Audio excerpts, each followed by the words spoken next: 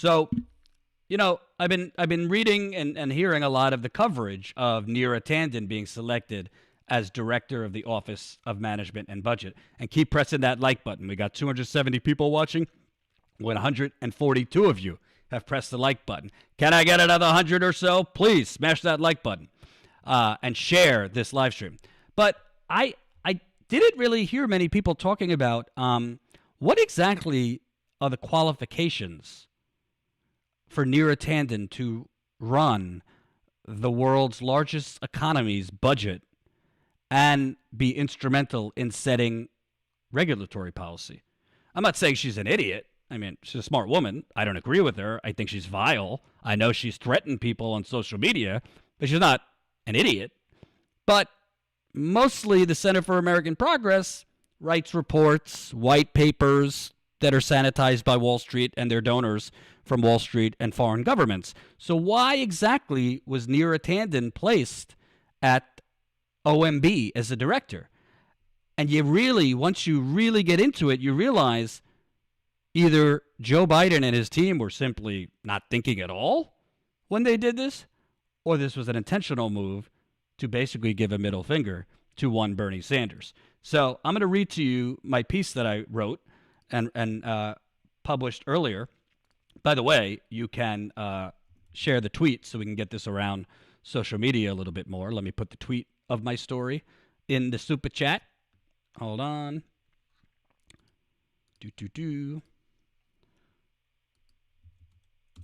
All right, there we go. So, and sorry, I'm multitasking because Jen's not in the super chat, obviously. Subscribe to this channel. So let me read to you part of this story because I think it's really, really, really, it's very, very, very, shall I say, illuminating as far as who this woman really is and why they put her in at OMB. Here we go. And here's the story if you want to read along.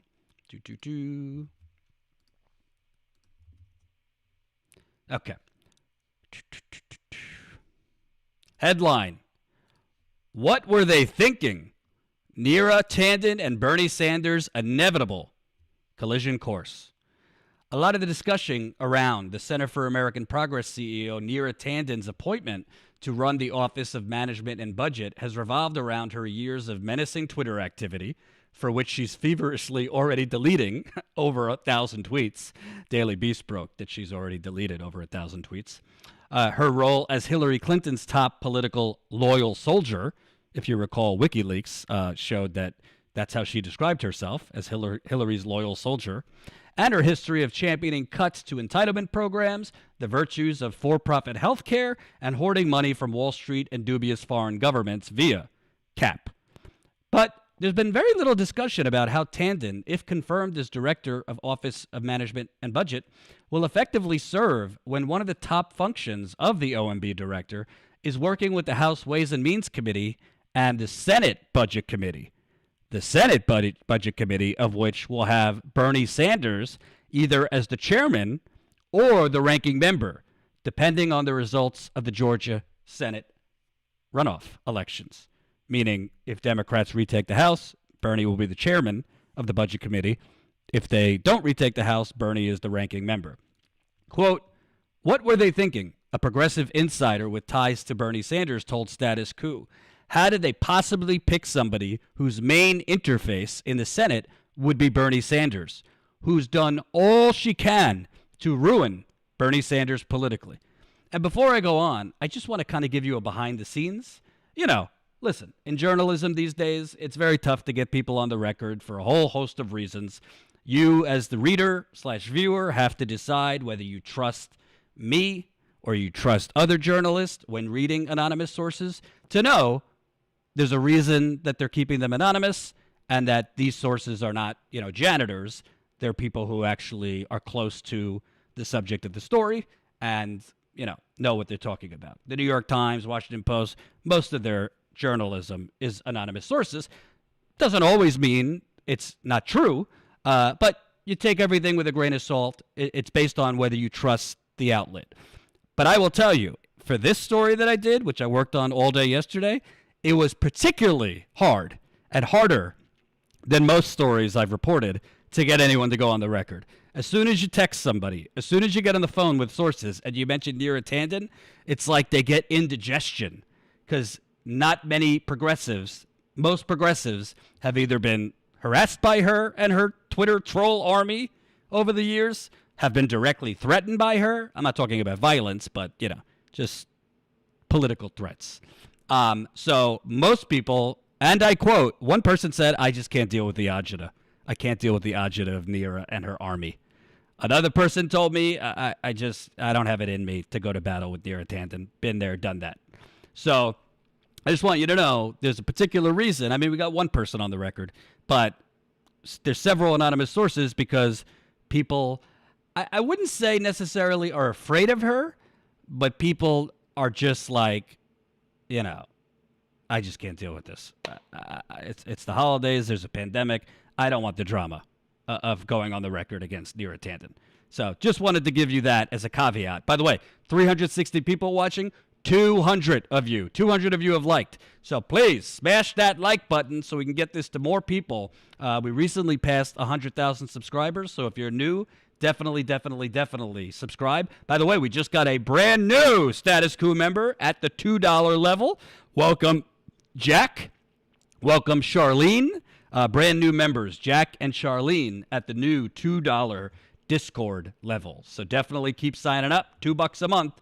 I know you could do it. $2 a month. Help us get there. We're now at 1,560. Can we finish this live stream at 1,575? Let's get another 15 at the $2 level. Holy cow, Yair Navarrete, $100 in the super chat. Holy cow. My contribution to the anti-Neera Tanden fund. Thank you so much, Yair. We'll keep going through this story. I think you're going to like it. Thank you so much. Incredibly generous. Green Party 2020, $4.99 as well. So let's read some more. For progressives inside and outside of Washington. Oh, let me read this. What were they thinking? What were they thinking? A progressive insider with ties to Sanders told Status Coup. How did they possibly pick somebody whose main interface in the Senate would be Bernie Sanders, who's done all she can to ruin Bernie politically? And what that means when he's saying their main interface is, I'd say 75%, 80% of the job of the OMB director is working with Congress. You're working with the Ways and Means Committee in the House, which is chaired by Richard Neal, who is like Neera Tanden, never knew a donor and special interest and Wall Street banker he didn't love. But in the Senate, your main connection, your main working relationship is with the Senate Budget Committee chair, who happens to be Bernie Sanders.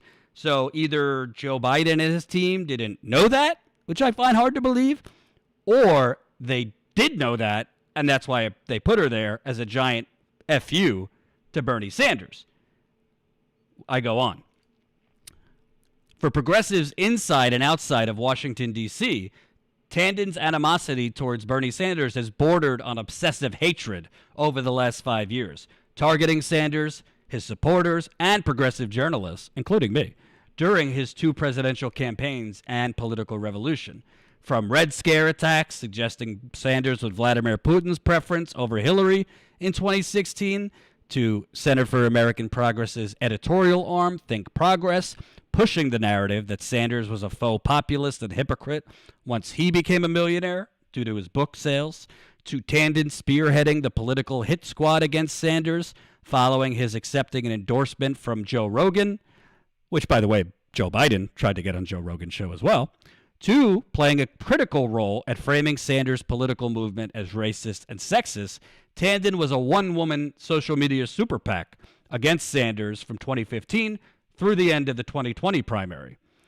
And this is key. I spoke with a former high-level official from the Center for American Progress, not a low-level person, this was a high-level person, who requested anonymity to avoid Tanden's wrath. He put it more bluntly, telling us, in 2015-2016, Center for American Progress was a wholly owned subsidiary of the Hillary Clinton campaign. The staffer added that the think tank under Neera Tanden operated as an unofficial policy and messaging shop for the Clinton campaign. A former high-level official for Bernie Sanders' 2020 campaign who requested anonymity in order to speak freely, reacted to Tanden's appointment at OMB and potentially working relationship with Sanders in the Senate with outrage. Quote, "This would be the last person. This person went out of her way. This wasn't just policy disagreements to attack Sanders. This is an intentional slight by President-elect Biden, not just on Senator Sanders, but the entire progressive movement." David Sirota, former speechwriter and advisor for Sanders' 2020 campaign, agreed that Tanden's appointment as OMB director was an intentional move by Biden to antagonize Sanders, tweeting that Tanden's looming collision course with Sanders was no coincidence. And I put his tweet where David wrote, "It's not a coincidence that they're putting Neera, the single biggest, most aggressive Bernie critic in the United States of America," well, other than Lloyd Blankfein, specifically at OMB, while Sanders is a Senate Budget Committee ranking chair. Matt Taibbi also opined that Tanden's appointment was an intentional snub towards Sanders, calling it a creative fuck you. Excuse me, swear jar.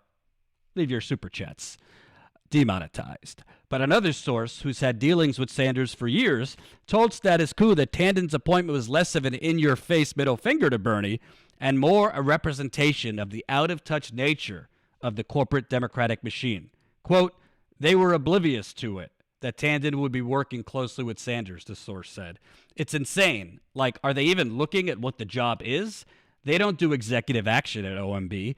It just amazes me of all the jobs they could have given her. Did anyone even consider what that relationship would be like with Sanders?"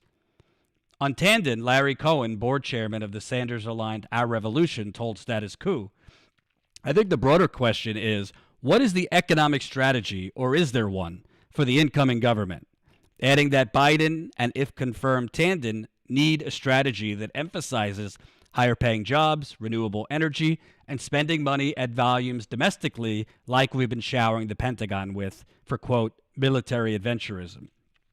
Quote, "She's a loyalist. That's her qualification." A progressive activist who, like many, has had tense encounters with Tandens over the year, told Status Coup. The source, who asked to remain anonymous to avoid further agita related to Tanden, agita was my word, added that in their dealings with her, Tanden never offered any creative ideas related to policy or budgeting. This source has had dealings with Tanden on joint projects. Quote, "Since when was the Office of Management and Budget a brain trust?" The source continued, dismissing the department's role in passing and executing neoliberal policies of the last 3 decades. It's just functionaries.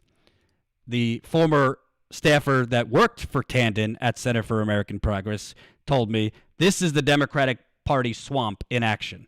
The former staffer at Tanden's CAP told me, adding that nothing in Tanden's background would qualify her to understand budgets aside from being a generic policy person, which is a dime a dozen in Washington. Quote, "She's built a very powerful empire there that is really a patronage machine for the professional Democratic establishment," the former CAP staffer said. "She's built a constituency within the Beltway among the paid professional left. It's no surprise they're circling the wagons." If Tanden as OMB chairman and Bernie as either the chairman or ranking member of the Senate Budget Committee are ultimately destined to clash, it remains to be seen whether Sanders will play ball and not challenge her confirmation. Sanders' silence thus far may represent an overly optimistic, what many progressives would say naive, hope that Biden will heed his public campaign to be appointed labor secretary. Thus far, the president-elect has provided no tangible signals that he'll grant Sanders a White House parking pass, much less name him labor secretary. But days after the Tanden announcement, there's been no public response from Sanders, leaving progressives and perhaps more importantly Biden waiting to see if and when will Bernie Sanders get mad as hell and not take it anymore. So this is a story I published a couple hours ago. Again, I'll drop it in the super chat. If you want to share it, we'd appreciate it. Definitely let me give you the tweet also. Appreciate you guys retweeting and sharing. So, to me, the key aspects here is not so much about Neera Tanden. I mean, I don't think I need to explain to you why, A, she's not the right choice, really, for any position in an administration. But even more so, she's not qualified for it. And even more so, this is a middle finger to progressives. But to me, it's less about Neera Tanden and more about what can you expect from Joe Biden.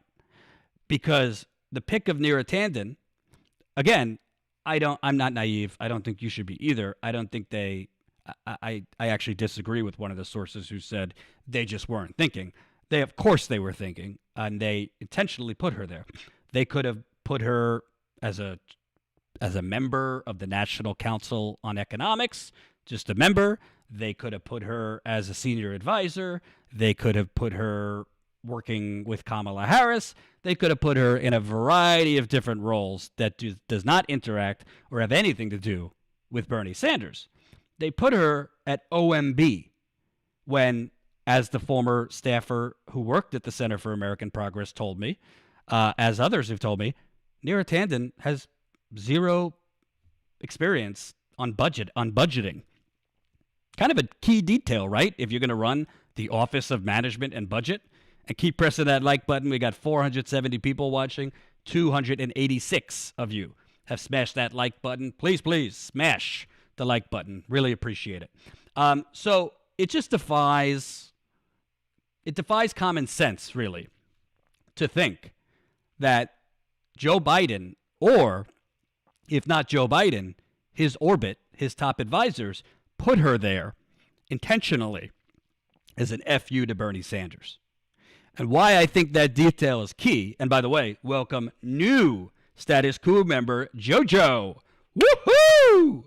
Awesome. New Status Coup member. We're now back 1,661 members. 1,561 members. Keep signing up at the new $2 level. We really, really appreciate every new member. And once Jen is back, we'll be doing our monthly members call for the $5 or higher members. $2 members get access to the Discord. So to me, this is really striking because I said during the primary and I said during the general, Joe Biden ultimately, I mean, look at the guy. Do you really think Joe Biden's going to be the one making all the decisions? He has a army of Clintonites, of Obamaites, of basically corporate Democrat neoliberal hacks around him that if Biden needs a nap, which frankly I think he's shown he does often, they are going to be Kamala Harris and his top advisors and Chief of Staff Ron Klain and Secretary of State Tony Blinken. They are going to be the ones calling the shots. Well, let me rephrase. The United Corporations of America, i.e. the donors, are going to be calling the shots, and Biden's circle will be carrying out their wishes. With that said, the fact that Biden, whether through sheer ignorance of the fact that Neera Tanden would be working with Bernie Sanders directly, meaning the pipeline for OMB, you're going through the chairman or the ranking member of OMB in the Senate, of the Budget Finance Committee in the Senate, or they knew it and did it intentionally, basically as a, we conned you, Bernie. We got you to go all out to get Biden elected, and now we're going to drop you off on the side of the road during a friggin' hurricane. That's what it seems like to me. And at some point, listen, I've been critical of Bernie. I've also been critical of my friend Jimmy. I told him in my interview with him recently, I don't think Bernie's a coward. I think that's strong. But at a certain point, you got to say, as a progressive, Bernie Sanders is still a massive, major player in the progressive movement. I respect everything he's done to create this new generation of progressives. I don't think you have an AOC. I don't think you have a Rashida Tlaib, an Ilhan Omar, a Cori Bush, Jamal Bowman, and all the other success stories without Bernie basically, bringing back to life possibilities and bringing in millions of new people into the progressive movement. He deserves a lot of credit, even though people might have criticisms of him as a candidate and things he should have done or shouldn't have done. But at a certain point, when is Bernie Sanders going to speak up here? I mean, when is Bernie Sanders going to speak up? I mean, Joe Biden is really choosing a Hall of Fame of Wall Street slime. He's picking a Hall of Fame of lobbyists or consultants, which, by the way, in D.C., lobbyists and consultants, same exact thing. There's no difference between lobbyists and consultants. When is he going to speak up? That you're picking Neera Tanden, who, if you're talking about budgeting, is a fierce opponent of universal health care, really came on at the last minute for the fight for 15, has never strongly been for that, never knew a free trade deal she didn't like, including NAFTA, TPP, as Tulsi Gabbard, I got my issues with her, but as far she's the only progressive in Congress that has come out.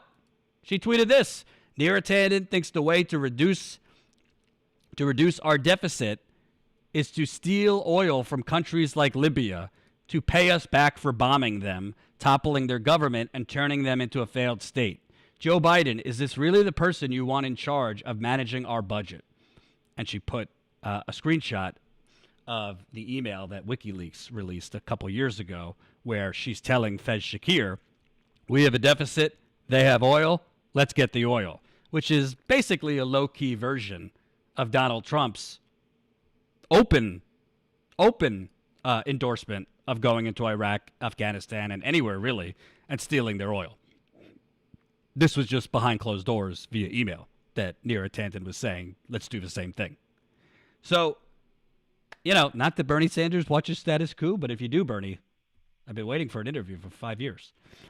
But at a certain point, you got to say, Bernie Sanders still carries a major voice. What are we just going to roll over here? I mean, Trump's gone. If the narrative was, be quiet, don't say anything, we got to get Trump out, hold your fire. All right, well, Trump is out. All the lawsuits have been dismissed. Pennsylvania's state Supreme Court just tossed out another one of Trump's nonsense things. Wisconsin has tossed out Trump's lawsuit. Georgia has tossed out the lawsuits. Georgia recounted twice now, including a hand count. Biden still won. So Trump, other than the theatrics, other than Roger Stone just said, sources on the street tell me that North Korea brought secret ballots to shore that tipped the election. It's comical. It's kind of entertaining. I do get a little kick out of Roger Stone sometimes. But there's nothing holding Bernie back now, unless, frankly, Bernie, are you that naive? You think you're going to be appointed labor secretary?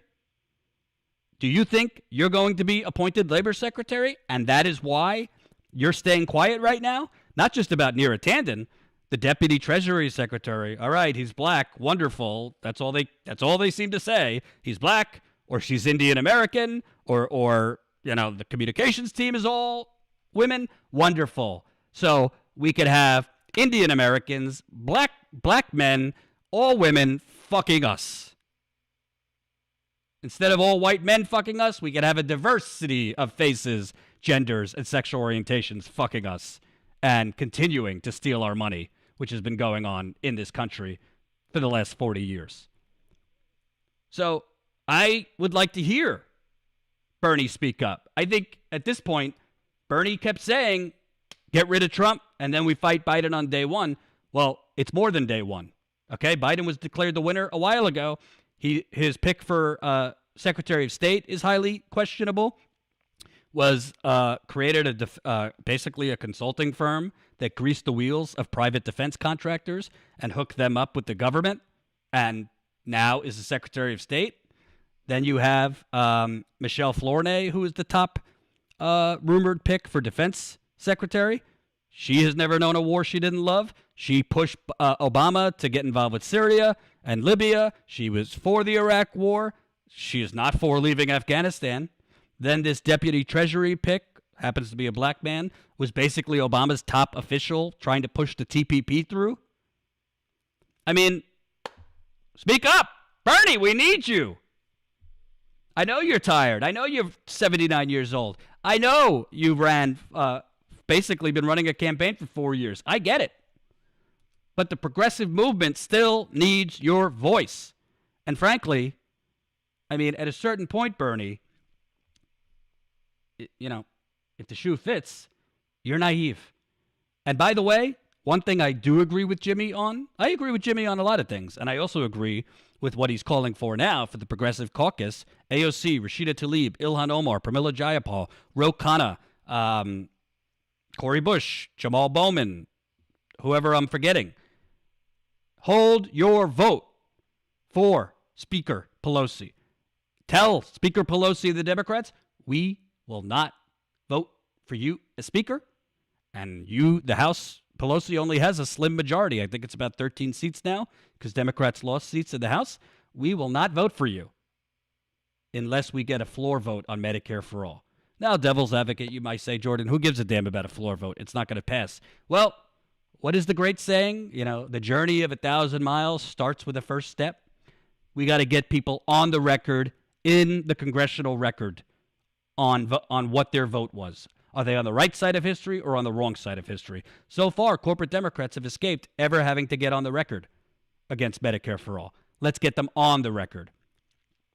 Kelly Elaine, Jordan, Bernie is on YouTube weekly with his latest demands for us. Kelly, don't get it twisted. I'm not saying he does nothing, but doing his YouTube show and tweeting isn't going to cut it anymore. He needs, by name, to call out Biden for the pick of Neera Tanden, to call out Biden for these other picks. Devil's advocate could say, well, Jordan, what do you want? Biden won. He beat Bernie, and he gets to fill his administration with whoever he wants. Yes and no. Why did Biden win, other than being given an eternal Christmas gift early of Donald Trump grossly destroying this country, grossly mismanaging the coronavirus? If not for coronavirus, Donald Trump would have been reelected probably by a landslide when you look at the results of the election. But, you know, at the end of the day, Joe Biden wouldn't have gotten elected without progressives, and he wouldn't have gotten elected without black people in Detroit and Atlanta. So, no, he doesn't just get to, you know, go back to the future politically to the Obama era. He has to actually put in officials that represent the people that elected him. Now, do I think he's going to? No. But you don't just roll over and say, well, he got elected and it is what it is, and all we could do is try to work with him and push him left. You're not going to push him left, but you might as well fight. See if he could be shamed in any capacity. Because if you're not going to fight, if you're not going to put up a fight on his cabinet picks, they are going to be emboldened to roll you over the next time, the time after that, the time after that. Fight. Newt Gingrich, who I don't agree with anything Newt Gingrich believes in or did. But he had one thing right. He was scorched earth, and he fought. Bernie's not the speaker, but Newt Gingrich fought starting in the 90s, and Republicans fight to the death. They don't worry about how it looks. They don't worry about, you know, the political consequences in 2 years. They fight to win, and that's what the progressive movement needs to start doing. Dare I say, start taking some political prisoners. Not real prisoners. Political prisoners. So, listen, it's called tough love. I understand what Kelly was saying, that Bernie does his shows, Bernie tweets.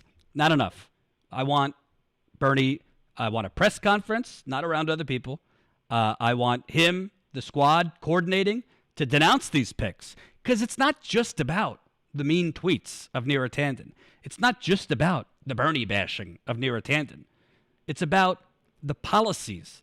Neera Tanden is a vessel for Hillary Clinton. She's Hillary Clinton in different nationality and heritage. She doesn't believe that healthcare should be a human right. She could say it. She doesn't believe it. She believes in the virtue of the market and Wall Street and investment, the investor class. She believes in free trade. These are all very dangerous things if she's in charge of the budget of the world's largest economy, and it will have Biden's ear. So on policy, when at a time when we desperately need government stimulus, when we definitely need expansions of health care, child care, housing security, this is a catastrophe, if you ask me, at OMB. So, again, definitely check out the story. Share the story if you can. Oh, we just got another new member. Welcome, Joseph. Just signed up as a Status Coup member. We are now at 1,562. 1,562 members. So keep signing up. Let's get it back. Can we get it back to 1,570 today. Keep signing up, statuscoup.com/join. And if you came in late, we just announced a brand new lower level to make it even more possible for everybody to get on board with supporting us. You could join as low as $2 a month. I just put it in there in the super chat. And as a $2 a month member, you'll get access to our Discord. Follow that link. Once you sign up, you'll get the link to our Discord. It's a lot of fun. We got political channels. We have meditation channels. It's a lot of fun. So now I'd like to move on to an equally corrupt, and in this case, shall I say, questionably creepy individual. I don't know, folks. Do you think it might be, a significant thing when the former president of the United States, who has denied ever visiting Jeffrey Epstein's island, do you think it might be a significant thing that one of Bill Clinton's top aides of all time, one of the people that was closest ever to Bill Clinton, just for the first time went on the record saying Bill Clinton did visit Jeffrey Epstein's island, that Caribbean island where we know horrible, horrible things occurred, where underage girls were trafficked in to give him massages, where there are allegations of rape at this Caribbean island, where Ghislaine Maxwell, who's currently alive, also was complicit in a lot of Epstein's activities. To date, we've had Virginia Guffrey Roberts, I believe is the name. She, who was one of Epstein's victims, has said she saw Bill Clinton on the island with Jeffrey Epstein. You also have a maintenance worker there who I actually watched the Netflix series on Jeffrey Epstein. He said, yeah, I was doing my work one day and I couldn't mistake him. It was President Clinton sitting on Epstein's house on the balcony, on the porch, with Epstein. Now, in a story that I think is pretty much a bombshell, Doug Band, who was basically Bill Clinton's closest aide, he was a counselor to Bill Clinton. Doug Band has come on the record saying Bill Clinton did visit Jeffrey Epstein's island, which Bill Clinton has feverishly denied. This is from Vanity Fair. It's actually, I didn't read the whole piece yet, but let me read you the part in regards to Epstein. By the fall of 2011, the rivalry had turned into a war of attrition. Doug Band, looked for an advantage anywhere he could find one. The Clintons' ties to Jeffrey Epstein and Ghislaine Maxwell provided one. Band told me, the author of this piece, he had been trying to push Epstein out of Clinton's orbit ever since their much-discussed 2002 trip to Africa aboard Epstein's private 727, dubbed the Lolita Express. Band recalled that Epstein had made a bunch of ridiculous claims on the trip, like boasting that he invented the derivatives market. Band said he had no idea about Epstein's sex crimes back then, but got enough bad vibes that he advised Clinton to end the relationship. But Clinton continued to socialize with Epstein and take his money. In 2006, Epstein donated $25,000 to the Clinton Foundation. Clinton made more than 24 trips on Epstein's jet around this time, Epstein's flight logs show. Here's the key part. In January 2003, according to Band, Clinton visited Epstein's private Caribbean island, Little St. James. Band said it was one of the few trips that he declined to go on in his time with Clinton. A Clinton spokesperson said the president had never been to the island and provided detailed travel log entries of the period in question that did not contain a visit. So,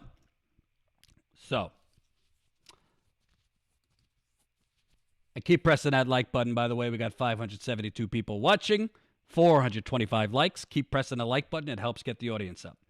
Now, to be clear,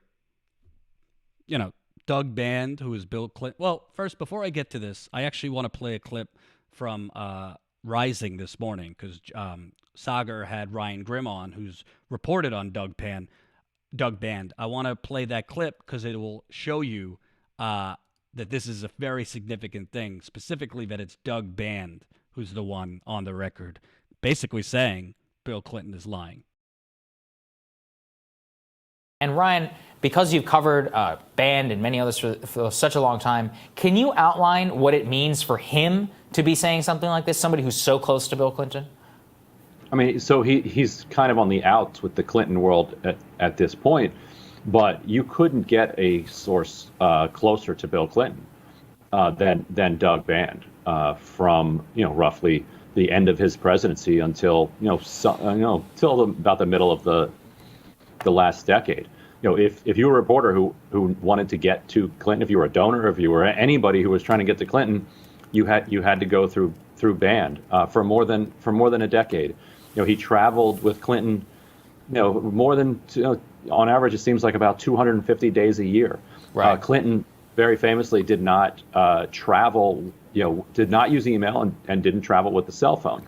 So he was with Band all the time, and Band was there for his phone calls, and Band was there with him on the road. Band was with him, when Epstein and Clinton went on a tour of Africa together on what's known as the Lolita Express. There's no disputing the fact that trip took place, nor is there disputing the fact that Band took place. I mean, that Band was on it. Band says he thought Epstein was a crank and a creep, right. And one of the few trips he didn't go on with Clinton, according to Band, was this one to Epstein's island for the reasons that he laid out.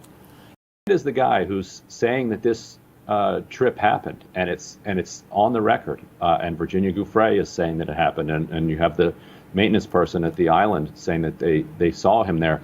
On the other side, you have Clinton denying it. You have Ghislaine Maxwell, who knew Clinton very well, saying that Virginia's making this up. You have a he said, she said, but to have Band as an on the record source on this is hard to get better than that. Yeah, it really isn't. And I just wanted everybody to understand who it is. So, let's put out all the caveats that, this doesn't mean Bill Clinton is guilty of doing something illegal or immoral. Got to be a journalist first. So there's no evidence that Bill Clinton trafficked any girls or had any intimate exchanges with any girls.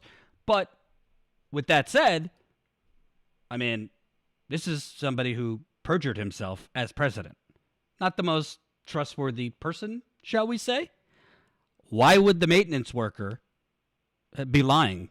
There's nothing in it for the maintenance worker on the island to lie. If you look into Virginia Giuffre and her history, everything she has said has checked out about Jeffrey Epstein. And then you look at Doug Band, who, as Ryan Grimm was just reporting, Doug Band was basically Bill Clinton's, if you want to go Italian, like consigliere. Consigliere. I mean, Doug Band was basically, you want to get to Bill Clinton? You got to go through Doug Band. They traveled together. He was his body man, so to speak. You don't get a closer source on the record. Now, who knows? They had a falling out, whatever. But I mean, I don't know what would be an incentive for Doug Band to lie about this. So you got three people that don't really have an incentive to lie about Bill Clinton being on that island. Jeffrey Epstein is dead. So you have to start thinking, number one, why would Bill Clinton lie about being on that island? Maybe he expected because he has a very pliant and compliant corporate media that's never going to go after him for it. I mean, I think it's disgusting, frankly. This story's been out for 24 hours. Yes, you obviously have the pandemic going on, a record number of deaths. I'm not saying this should come before that, but you could probably find, 2.5, 3 minutes on CNN, MSNBC, maybe a story in the New York Times, Washington Post. I haven't seen anything about it. Former President Bill Clinton's top aide is saying on the record he lied about visiting this island and spending time on this island with one of the most vile predators of this century, Jeffrey Epstein. It's a major bombshell. Bill Clinton should be asked on the record, what do you have to say about Douglas Band saying you were there? Other journalists should take Douglas Band's on the record comment and be digging in to Douglas Band. Is there a way you could corroborate this? Other than you just saying, yeah, he went. That's a trip I didn't go on with him. Maybe Douglas Band could point to other officials that could corroborate that Bill Clinton did visit the island. Maybe, it doesn't matter if there's no flight logs. You don't think Bill Clinton could have flown to the island under the radar without it being on paper? Are you kidding me? That's like Joe Biden's team when asked, "Did you meet with this Burisma executive?" Well, we don't see it. We don't see any calendar appointments for it. Yeah, the mafia doesn't usually put it on their Microsoft Outlook when they're meeting. This is a major, major revelation. I know Jen would love to talk about it if she wasn't sick with COVID, because Jen has been on the Jeffrey Epstein story way more than I have. But the bottom line is, this is about not only these young girls whose lives were forever, ever damaged by Jeffrey Epstein and his accomplices and his enablers. This is also about the United Corporations of America, where people like Bill Clinton, again, no evidence that he actually did anything, but where people like Bill Clinton could lie and get away with it. No journalistic pushback on Bill Clinton.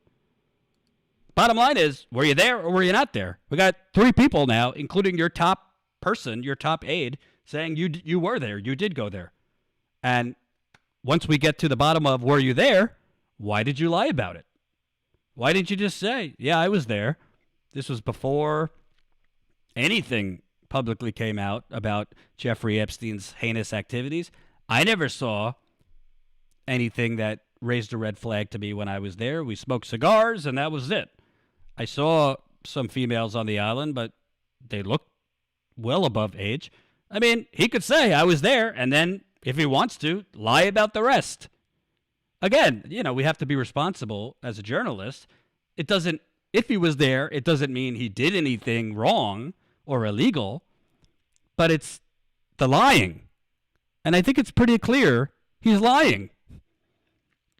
And again, go ask Hillary Clinton about Bill Clinton's trustworthy rating and record. So, shame on CNN, shame on MSNBC, New York Times, Washington Post, Daily Beast, who Chelsea Clinton happens to be on the board of the Daily Beast parent company, BuzzFeed. I mean, hey, egg on my face. I haven't seen any of them report on it. Maybe if they have, I haven't seen it. Associated Press, maybe. Reuters. The Miami paper that broke. The Miami, what's the Miami? I forget. The Miami paper that broke a lot of the Epstein news. Slick Willie. I mean, is this guy just, is he like Teflon Don? Nothing sticks? Because I got news for you. If it was anybody else in politics, well, maybe not anybody else, but there will be a lot of other people. If their top person just came out saying, yeah, no, they visited Jeffrey Epstein's island, they're lying, it would probably be all over the place. I don't hear Alyssa Milano, remember? Me Too, Believe Women, all these other Me Too warriors. Miami Herald, yes, thank you. Where are they? Should we not care because it's Bill Clinton? Is that just, it doesn't matter? The media is reporting, oh, wonderful, George W. Bush and Obama and Bill Clinton made a little pact that they'll take the vaccine for coronavirus together so people could trust it. Is that the only thing we're going to report on about Bill Clinton? My God. It's terrible. Absolutely terrible. So we'll stay on it. We'll keep you apprised, as new things develop. But here's the link, by the way, if you want to read the story, where Clinton's top aide is on the record saying, yeah, Bill Clinton did visit Jeffrey Epstein's island. So, folks, I want to shift topics. Earlier today, I interviewed Larry Cohen. He is the board chairman of Our Revolution. Of course, Our Revolution was created kind of parallel in Bernie's image. Because I wanted to talk to Larry, who for a long time was the president of the Communications Workers of America, about the looming threat of the TPP trade deal. It's not getting any attention right now. The media, when the media reported on it, remember Ed Schultz, rest in peace, he's no longer with us. When he reported on it and started talking about it on his NBC show, suddenly he got demoted to the weekends and then fired. So TPP, talking about free trade deals, kind of taboo in the corporate media. But there are, if you're reading the tea leaves, TPP, it's probably coming back. And if it comes back, oh boy. If you thought organized labor unions have been decimated over the last 30 years, wait till the TPP is revived by Joe Biden. And Larry explains a lot of things that I didn't even know about the TPP. So here's my interview with Larry Cohen. Keep smashing that like button. Keep signing up. StatusCout.com/join. You can now become a member for as low as $2.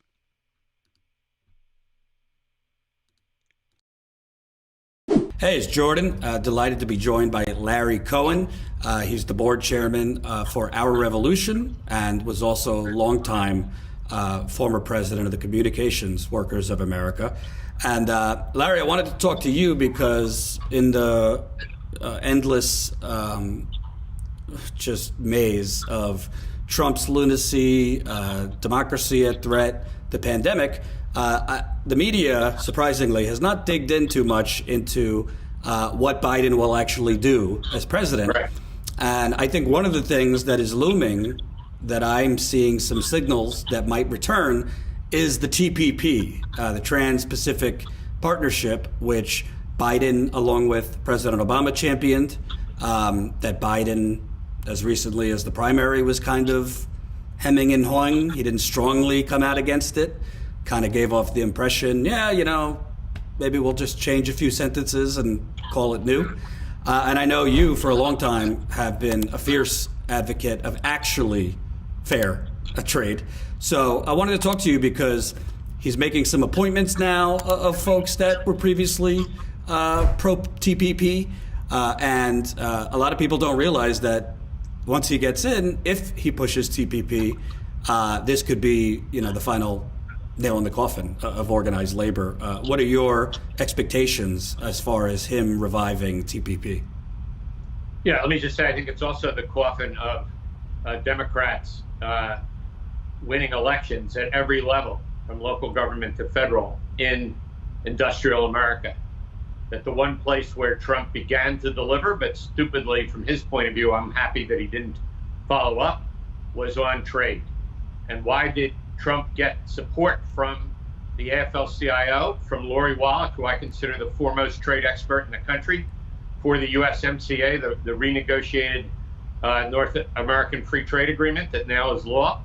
It's because his trade rep, Robert Lighthizer, was light years ahead of any former trade rep and got rid of the most obnoxious part of recent trade deals. Every trade deal since Clinton, including Bush and Obama, investor-state dispute settlement. Lighthizer got it out. That was our number one demand as I helped lead the fight against the TPP. Can you explain for a Sure. dummy what that means? Yeah, it's not a dummy. I should have explained it. The dumb part is me not explaining it to begin with. Investor-state dispute settlement means that if a nation passes legislation that harms the future, not even current, profits of corporations that invest there, that's why the word is investor-state, not state-state, but investor-state, that nation can be sued in a private tribunal, an arbitration, where the arbitrator is from corporate the corporate legal world, the international corporate legal world. There's a body of these arbitrators. That's where they all come from. All come from there. And they can then be sued for the future profits that are lost. So what does that mean? General Motors, actually one of the better companies in terms of labor relations, but nonetheless exporting jobs to Mexico, for example, and elsewhere, that with investor-state dispute settlement, so prior to USMCA, when they put a plant in Mexico, which includes last year, and if Mexico then passes fair trade, in this case environmental regulation, about the air and other pollution of that plant, General Motors can sue and will win in arbitration. Major, whatever they would have lost in profits from that new law, the nation of Mexico must pay General Motors.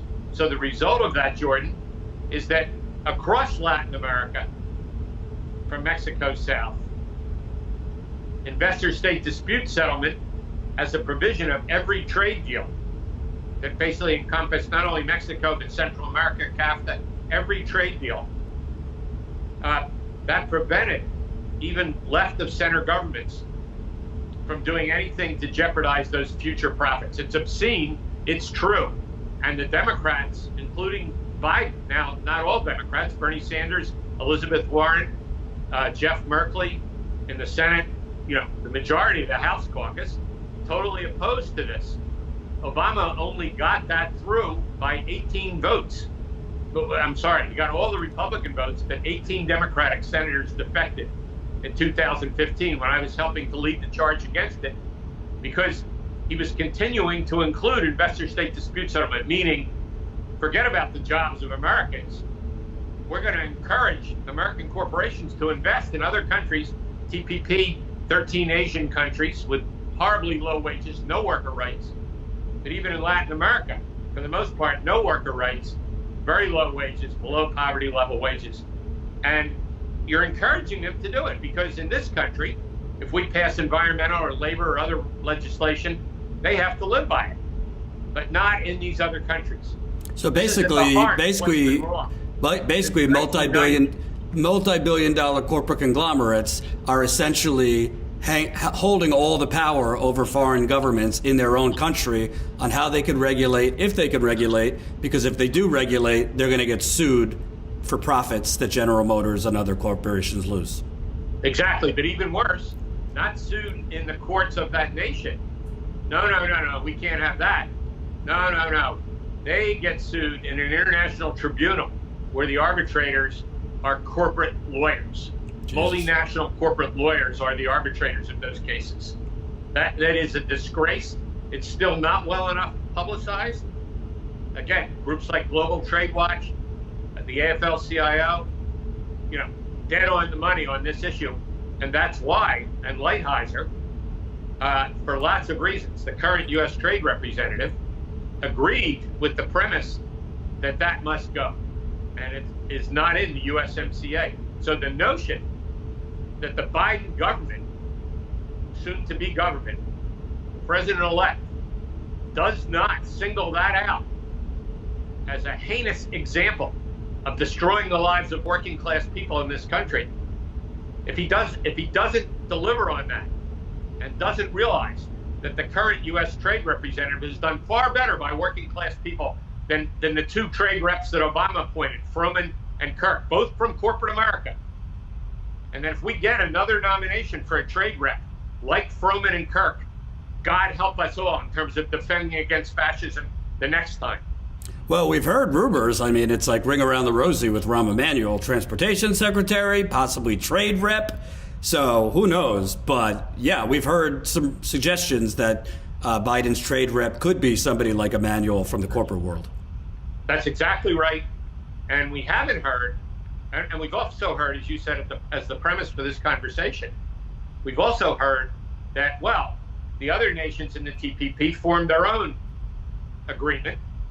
Basically, the agreement that we rejected, and was only rejected in the aftermath of the 2016 election, sadly, I might add, and that the U.S., again, we're hearing the same thing Foreign policy must trump jobs and economic and trade policy.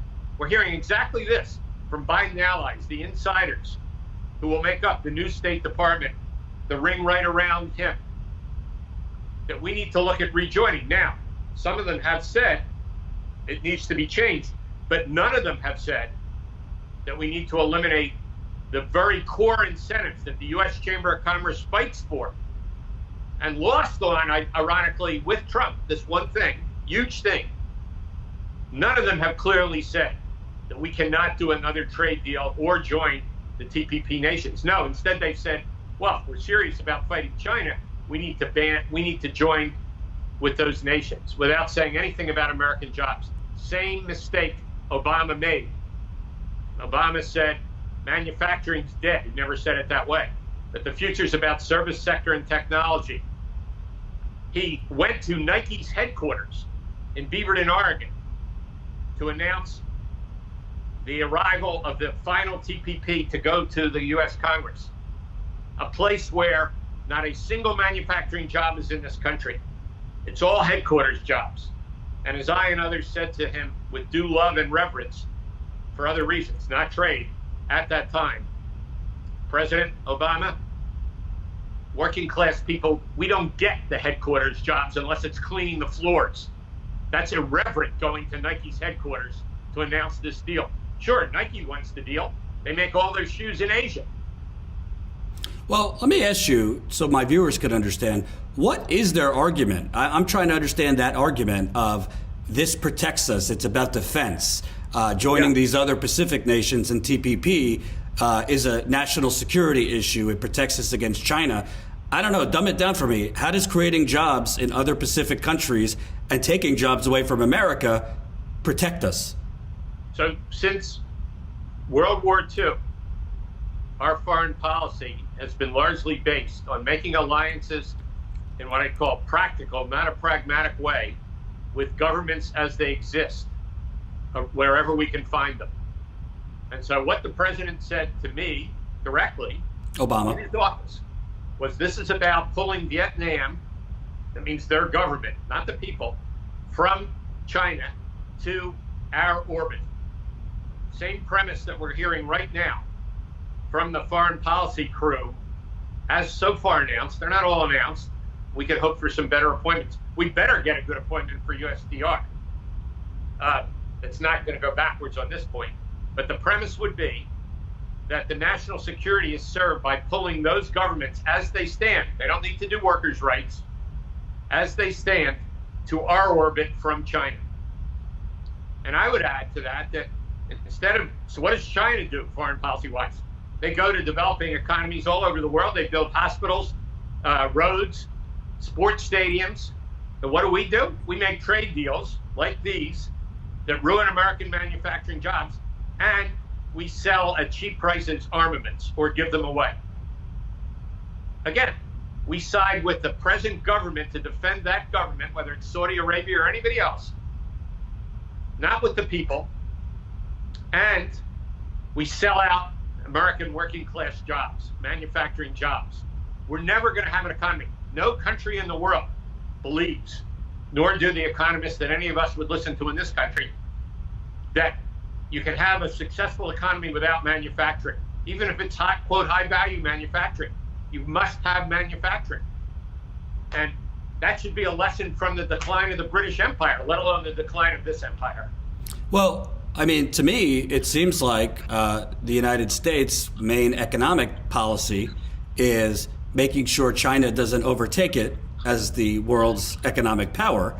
And to do that, they think they need to line up these other countries like ducks in a row in alliances with the United States. But they're forgetting that in doing that, they're actually destroying the core of the American economy, which is manufacturing, which I never believed can't come back. Of course, you could be manufacturing at high levels, renewable energy, wind, solar, you name it. Am I getting that right? That basically... Yeah. Yeah. Perfect.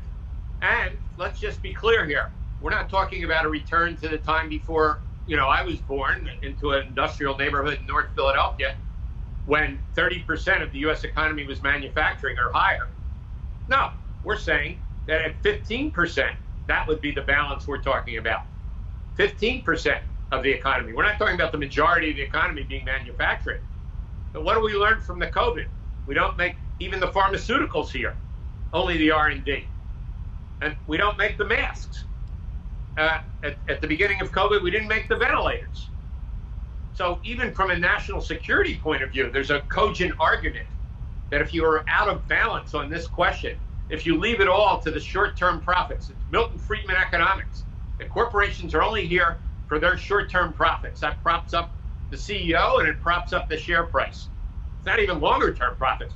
If we continue to operate on that basis, literally, God help us, and fascism will come back in the next election. Well, to your point, right now, nurses are striking in New York, New Rochelle, because they're using the same masks over and over for weeks. They don't have the proper PPP during a deadly pandemic. I mean, we had over 3,000 deaths yesterday, a record. So that goes to your point that why is it that we don't have enough manufacturing capacity or a stockpile to begin with of mass protective gear? Yeah, and again, you said it perfectly. Couldn't agree more.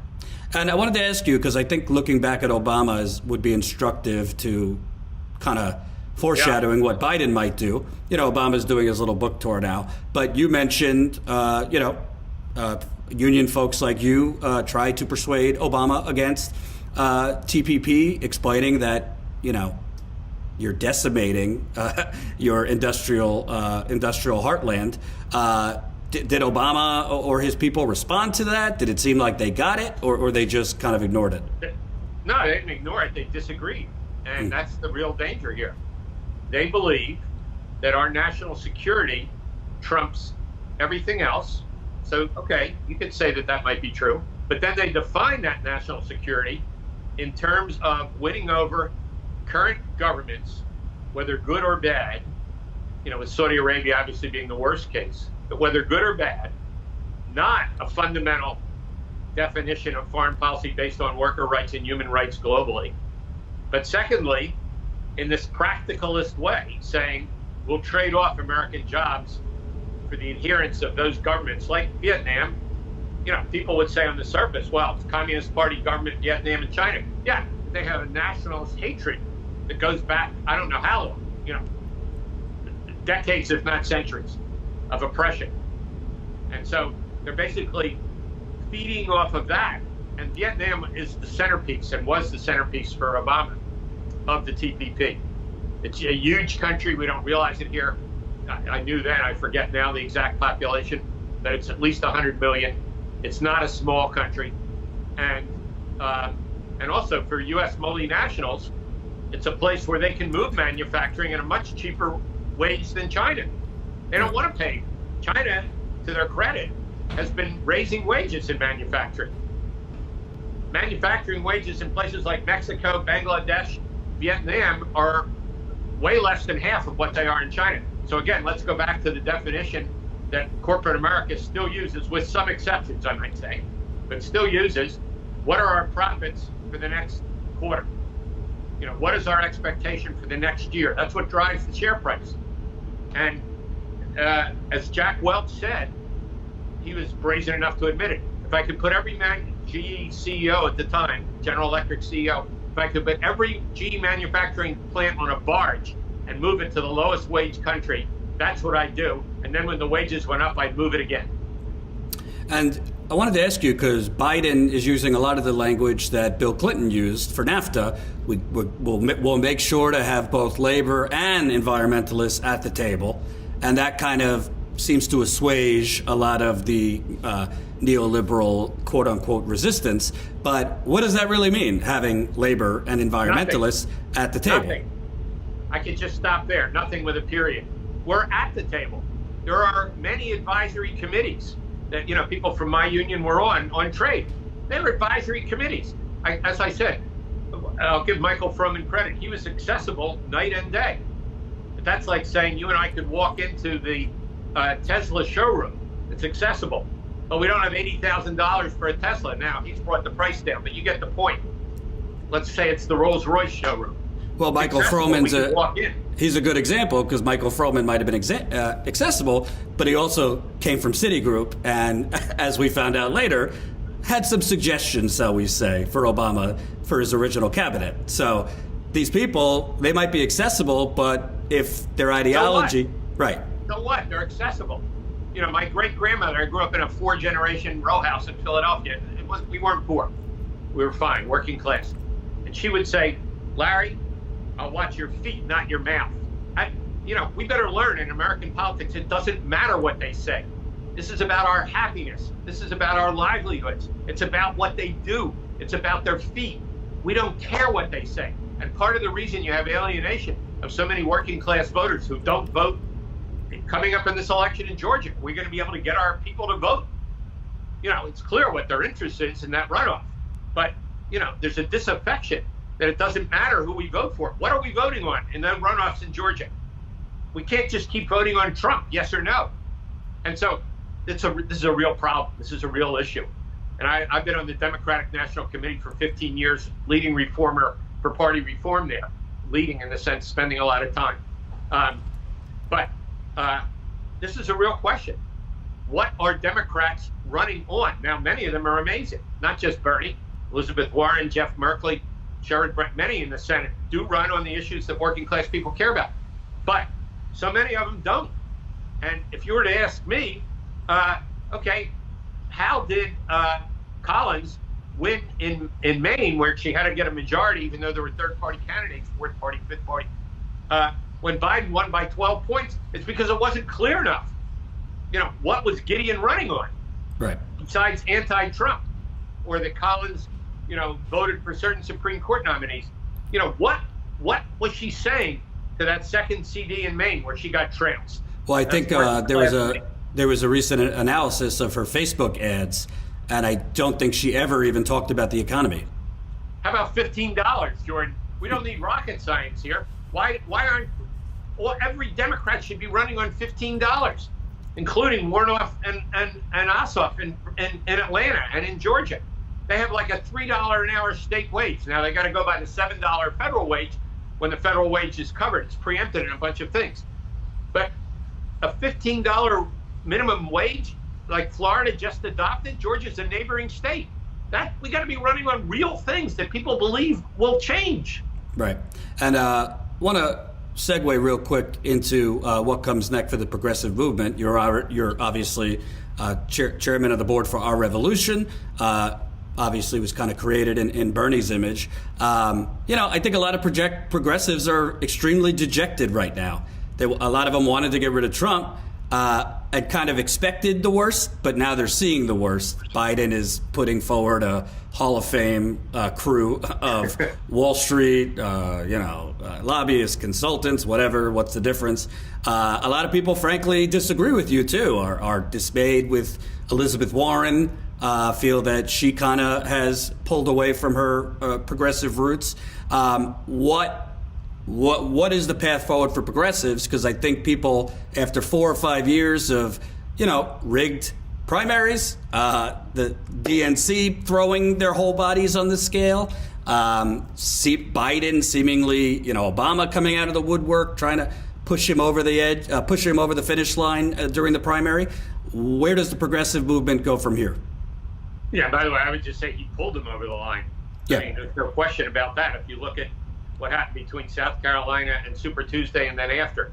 But that's another story. Actually, $100 million the New York Times reported in free commercial advertising Biden got between South Carolina and Super Tuesday, with all of, CNN's pep rallies for him. And anyway, but yeah.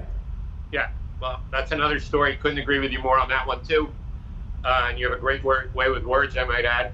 I would say that we stick to the core issues, many of which, ironically, were negotiated, partly by Bernie, into the Democratic platform this year. That's not my view of the future, but I'll take those items. That Medicare, Medicaid negotiates all pharmaceutical prices. That would cut our prices by 40%. Again, politics should be about our happiness, our well-being. The $15 minimum wage. That we end fossil fuel subsidies. that we spend $1 trillion a year on renewable energy jobs. Jobs would be the word I would underscore. And that list goes on and on. End mass incarceration, legalize marijuana. The list goes on and on and on. That's the Democratic platform, let alone our vision. And we should stick to demanding that we elect candidates, meaning we participate at every level of government, elect candidates that are on those issues, and call out the ones, whether they're Democrats or Republicans, that aren't supporting these fundamental things that should determine what our politics, what our government, forget politics, how we govern, how we live in this nation. We are so far out of line with the rest of the world in ways that would change our lives. Because of the work I did in the union, multinational work, lots of working class friends and leaders in other countries. We are so far off the charts of how COVID has affected those countries versus ours. We are so far off the charts of what healthcare means in those countries. I'm not just talking about Scandinavia. I'm talking about Argentina, South Africa, virtually all of Europe, right? We've got to understand that for us as working class people, black, brown, and white, we need to join the rest of the world. The days of American exceptionalism left us decades ago. We are way behind on senior care, on child care, on college, on student debt, on every aspect of healthcare, on manufacturing, on trade. We've got to get it in our heads that just simple common sense is enough. We don't need to be socialists, frankly. We just need to be pragmatists. We need to be problem solvers. We need to support popular democracy and demand that at every level, it's not about the candidate, it's not the rulers, it's the rules, and that we're going to have a 21st century democracy, not put up with this 18th century democracy, which is all about private property interests. And I think also for the progressive movement, sadly, through COVID, there's an opportunity. Not that you want to exploit it, but there's an opening because you have so many more people who, frankly, are not political diehards, that have no history of they vote and that's about it, but are unemployed now, without health care. They're not just progressives. A lot of them might have voted for Biden. Some of them might be conservative and are looking for something to be inspired by. A lot of people have nothing left to lose if they're now joining the ranks of the permanently unemployed. So I think that messaging and organizing could reach an even wider audience. No, I couldn't agree with you more. I'll climb in the same foxhole with you any day. And hopefully not literally. I'm not looking forward to that kind of resistance. But I think that's perfect. And I think I was on C-SPAN, on their Sunday morning show, and every third caller is a Republican, and they're pretty bitter. And I said to every one of them, I said, listen, you may not even listen to what I'm saying, and you certainly don't agree, but I'm going to continue to speak to you and your family's interests as much as to mine, because we have the same interests here. And you can rant, as they did, about guns or the election being stolen and other things that those callers were talking about, but I'm going to stick to what I care about. And whether you agree or not, I care about your health care, and I care about your kids' education when they're young, when they're pre-kindergarten, and if they go to a vocational school or college. And I care about your parents and the fact that until they're poverty-stricken, they're not eligible for long-term care in this country. Another disgrace, which again, the Biden platform is fine on that. We need to see the action. And so I think that, that's where that's where we need to stay. We need to stay rooted on the issues of black, brown, and white working class people. And I say it in that way because 90% of black people in this country are working class. They're not in the elite here that, fortunately, I want to underline, will get many of the jobs because, Biden is accountable on that. But they're working class, 90%, 8% of other people of color, and even higher for indigenous people, are working class. 75 or 80% of white people. So I'd say it in that order deliberately. But we are all in the same boat as working class people, and we need to stay on, for better or worse, the politics of our families. And if we do that, eventually we'll be okay. Plenty of evidence for that in terms of electoral politics. But in the world of big money politics, that won't be the case every time. Thank you, Larry Cohen, chairman of the board for Our Revolution, former president of the Communications Workers of America. Thanks again. My pleasure. You're awesome. Hope you enjoyed that last video. Hop on over to statuscoup.com where you can sign up for our email list and become a member for as low as $5 to $10 a month. Membership is how we grow. That's statuscoup.com/join. And remember, join our email list so we can grow the revolution with you.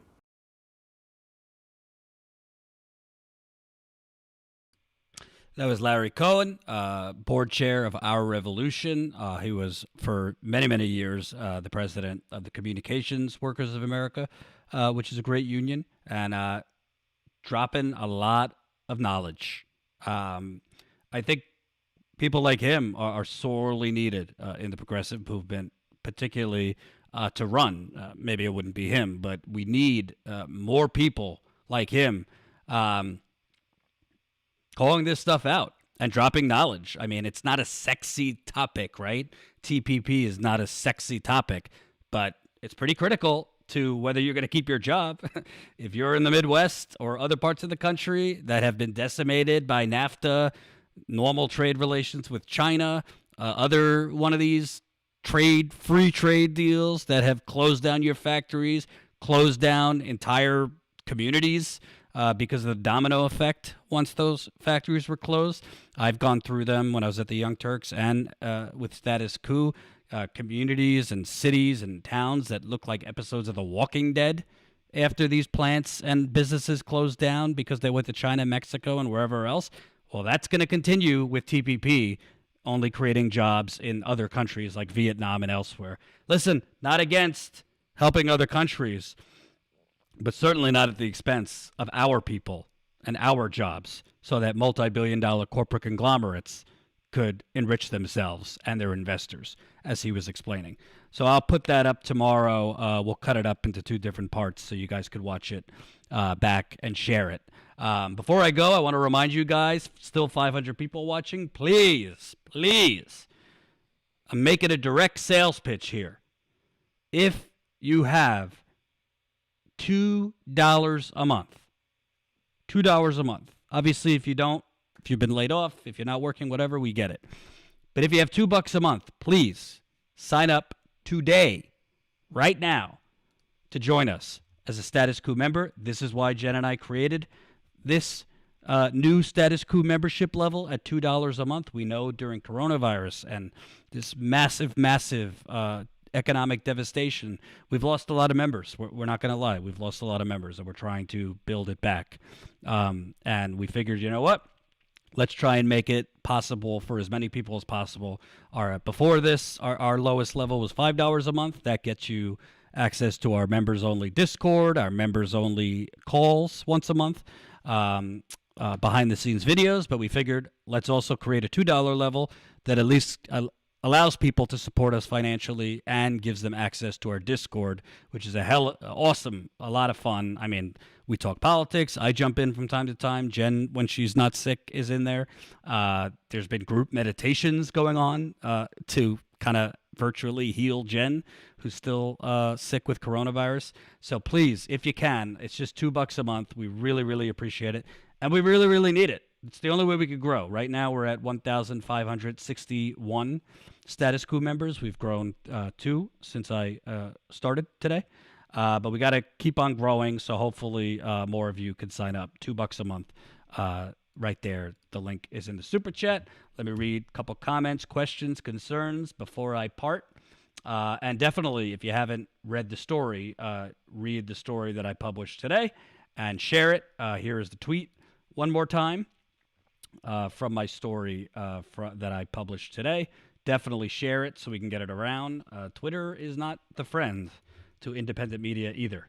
So I just posted the tweet for our story. Share the story and, of course, read the story so you know a little bit more about Neera Tanden, particularly, and the collision course with Bernie Sanders. I will also tell you, I was talking to Jen, and I could tell you from my experience with coronavirus, I mean, obviously, if you're on a ventilator, the main problem is physical. But if you're just home suffering from the consequences, suffering the symptoms, the coughing, the fever, slight breathing problems, part of it, to tell you the truth, is the mental aspect. It's very isolating. She has been basically in her bedroom for, I think, 11 days now and hasn't, other than going to the bathroom, goes nowhere else. Hasn't seen her kids in that long because obviously she wants to stay away from her kids, stay away from her husband while she's contagious. And she's feeling lonely and sad, which I experienced myself when I had this. It really, it not only debilitates you physically, it wears on you mentally. So if you got a couple minutes, definitely send your well wishes. I know it would cheer her up. info@statuscoup.com. info@statuscoup.com. Even if it's just subject line, feel better. We are a community. Props to my wife who came up with that. So let's support Jen. info@statuscoup.com. Flood our email. We want you to with well wishes. Thank you for the super chat. Detroit Microsound, $5.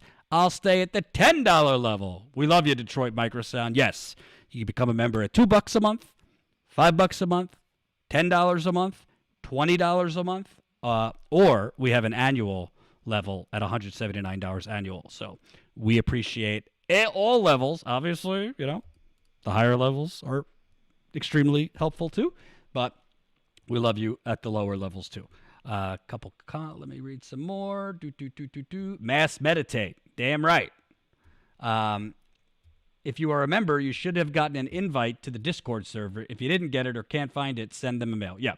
Email me, info@statuscoup.com if you didn't get the Discord invite. But if you sign up through this link that I'm putting in the chat now, I did it as a test myself. Once you sign up and the payment goes through, the link to our Discord will pop up, and you can get in that way. So, yes, she does read them. She's getting back to those emails as best she can. It's tough. I mean, with coronavirus, it's tough just to mentally focus, even on responding to emails. So she will get back to you. I do go live in the Discord. Not always, but he does. Yes, I will step it up. Since you called me out, Paul, I will get in there a little bit more. Love you. You will. All right. All right. That's it for today. I'll be back tomorrow. By the way, please stay vigilant. Don't listen to these corona fucking truthers. Wear a mask. And right now, obviously, there's a lot of people that don't have the luxury, that have to work in an office or somewhere. But if you can, if you're working from home or something, please stay home. I know it's tough. I know everybody wants this over with, but I mean, this thing is spreading like wildfire right now, coronavirus. We had almost 3,000 cases yesterday. I fear we're going to have that or more today. We're starting to see the effects of people traveling during Thanksgiving. So definitely stay vigilant. We want you to be safe. Thanks for watching. Sign up as a member, statuscoup.com/join. I'll see you tomorrow. Peace.